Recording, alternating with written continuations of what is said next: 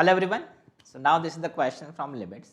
JEE Advanced 2024. Now this I'll say this is a challenging question.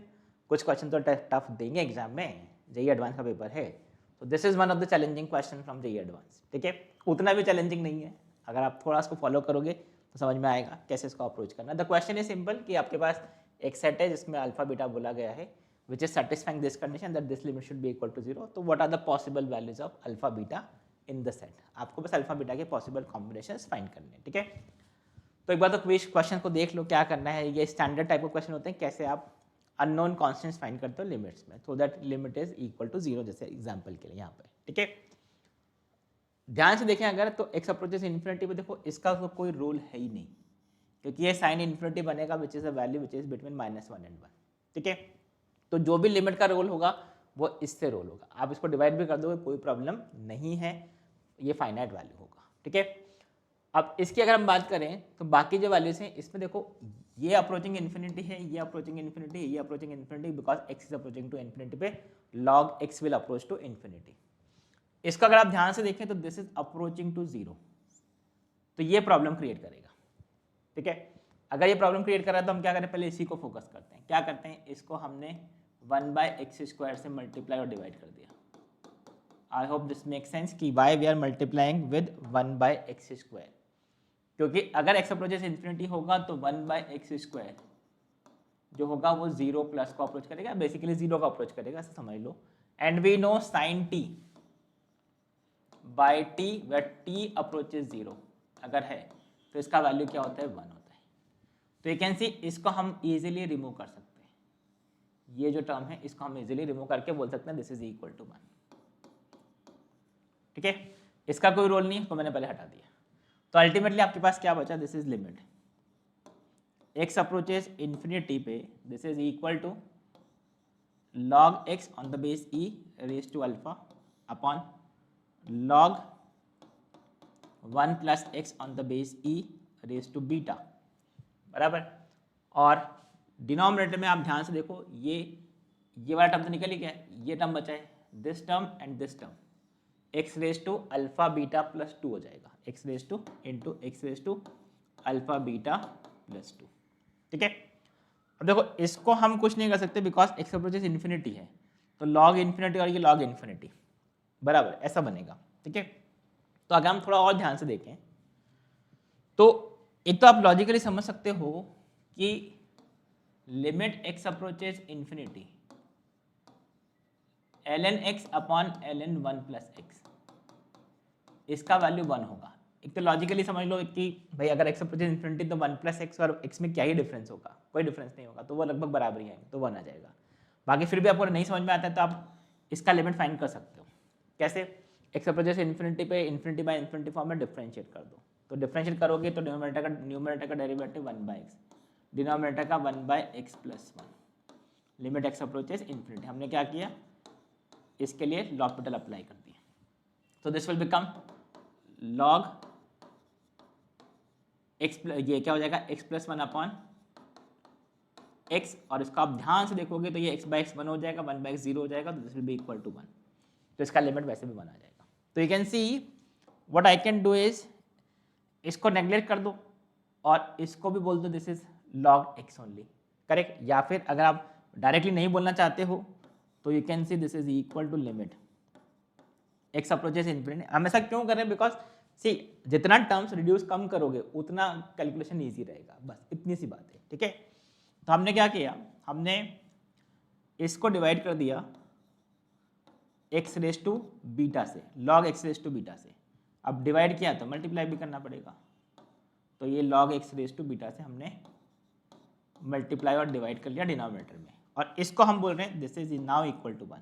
What I am saying is ये जो term बनेगा this is ऐसा आ जाएगा, log 1 plus x upon log x, और ये क्या है दिस इज इक्वल टू 1, वो भी मैंने आपको बताया क्यों.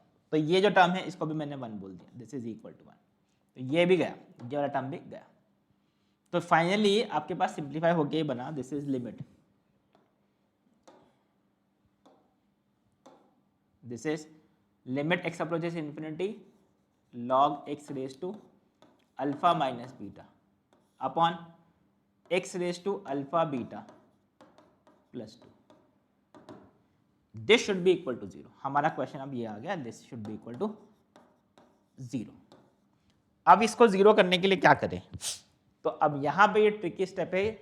तो अगर आप थोड़ा ध्यान से सोचें कि आपने log x limit x approaches infinity, हमको ये पता होता है कि log x अपॉन x raise to let's say n है, where n is a positive number, n is a positive number. हम पॉलिनोमियल्स की बात कर लेते हैं, ठीक है। वैसे भी आपको यहाँ पे देखो सब इंटीजर्स ही गिवन है, तो अल्फा बीटा इंटीजर्स की टर्म में हम बात कर लेते हैं। तो अगर ये पॉजिटिव इंटीजर है, x raise to n integer positive integer है, तो इसका वैल्यू अप्रोचिंग टू 0 होता है, इसका लिमिट 0 होता है, क्योंकि आप डिफरेंशिएट करोगे तो ये 1/x आ जाएगा, और ये x रेज टू n से डिफरेंशिएट करोगे n x raise to n -1 आएगा, तो डिनोमिनेटर में 1/∞ आ जाएगा, जो कि 0 हो जाएगा, ठीक है। तो ऐसा भी हम समझते हैं, या आपने क्लासेस में किया भी होगा, कि इन्फिनिटी पे जाके x अगर बहुत बड़ा नंबर है तो log x और x रेज टू n का आप कंपेयर करेंगे तो ये x raise to n is a very large number comparative to log x। ये बेसिक कॉन्सेप्ट हमको पता होता है, ठीक है। अब मैं यहाँ पे क्यों डिस्कस कर रहा हूँ, बिकॉज नाउ सी, अगर ऐसा हो गया कि इसको 0 होना है तो denominator should be very large comparative to this, logically correct. अब देखो अल्फा माइनस बीटा अगर कुछ भी हो, अगर मान लो अल्फा माइनस बीटा पॉजिटिव हो गया फॉर एग्जाम्पल, तब ये न्यूमरेटर में रह जाएगा और ये डिनोमिनेटर में तो है ही, ठीक है। अगर अल्फा माइनस बीटा नेगेटिव भी होगा तो ये डिनोमिनेटर में चला जाएगा, अगर ये डिनोमिनेटर में चला गया तो कोई प्रॉब्लम नहीं है, something by infinity will approach to 0। बस हमारा कंडीशन क्या होना चाहिए कि देखो डिनोमिनेटर वाला term x raise to alpha plus beta वो ऊपर नहीं जाना चाहिए, क्योंकि अगर वो ऊपर चला गया तो वो हमेशा तो उसको इन्फिनिटी की तरफ ही खींच लेगा। मतलब क्या होगा, alpha beta plus 2 should be greater than 0। I hope this make sense. मैं फिर से बोलता हूँ कि अल्फा प्लस बीटा जो है वो वैल्यू एक पॉजिटिव वैल्यू होना चाहिए, अदरवाइज वो नीचे नहीं रहेगा, तो वो ऊपर चला गया तो क्या होगा, वो पूरा इन्फिनिटी की तरफ खींच लेगा। क्योंकि अगर ये log x डिनोमिनेटर में भी आ गया तो क्या होगा, समथिंग ये रिवर्स हो गया तो x रेज टू n, और ये log x रिवर्स हो गया तो वो अप्रोचिंग टू इन्फिनिटी आ जाएगा, बट हमको 0 की तरफ लेके जाना है उसको। तो this is what you can apply the condition. अच्छा ये देखो कि अगर अल्फा और बीटा, अल्फा बीटा का वैल्यू -2 ही हो गया तो क्या होगा, अगर अल्फा बीटा का वैल्यू -2 है तो this will be equal to alpha beta equal to -2, तो 0 हो गया, तो x रेज़ टू 0 1 आ गया। अब अगर अल्फा बीटा का वैल्यू -2 है तो यहाँ पे क्या पॉसिबिलिटी हो सकती है वो आपको चेक करके देखना पड़ेगा। तो आप देखो इसमें क्या कर सकते हो, आप ऑप्शंस देख के भी सॉल्व करके देख सकते हो। फर्स्ट थिंग इज, जैसे मैं एक ऑप्शन दिखाता हूँ, alpha beta greater than alpha beta should be greater than +2 should be greater than 0। अगर हम इसकी बात करें तो ये ऑप्शन करेक्ट नहीं है, क्यों, बिकॉज इसका प्रोडक्ट कितना है -3, और -3 पे देखोगे तो ये alpha beta should be greater than -2, हमारा ये कंडीशन है जो कि सेटिस्फाई नहीं कर रहा है। आप इसमें देख के भी पुट करके भी, सारे ऑप्शन पुट करके भी चेक करके देख सकते हो, वो भी डिफिकल्ट नहीं है, क्योंकि उसमें आपको सब चीज़ें नज़र आएंगी सामने से। जैसे अगर आपने अल्फा बीटा का वैल्यू -1 और 3 पुट किया तो दिस विल बी -4, तो ये बनेगा log x raise to -4 upon ये बनेगा आपका अल्फा बीटा -3 प्लस 2 मतलब -1 x रेज टू -1। अगर आप ध्यान से देखो तो ये बनेगा x upon log x raise to 4, जो कि अप्रोचिंग टू इन्फिनिटी होगा, ना कि 0 होगा। आई होप दिस मेक सेंस। क्यों, क्योंकि जब इसको आप लॉग से डिफ्रेंशिएट करोगे तो ये 1 बनेगा और ये 1/x से ऊपर चला जाएगा, फिर डिफ्रेंशिएट करते जाओगे तो वैल्यू अप्रोचिंग टू इन्फिनिटी आपको मिलेगा, ठीक है।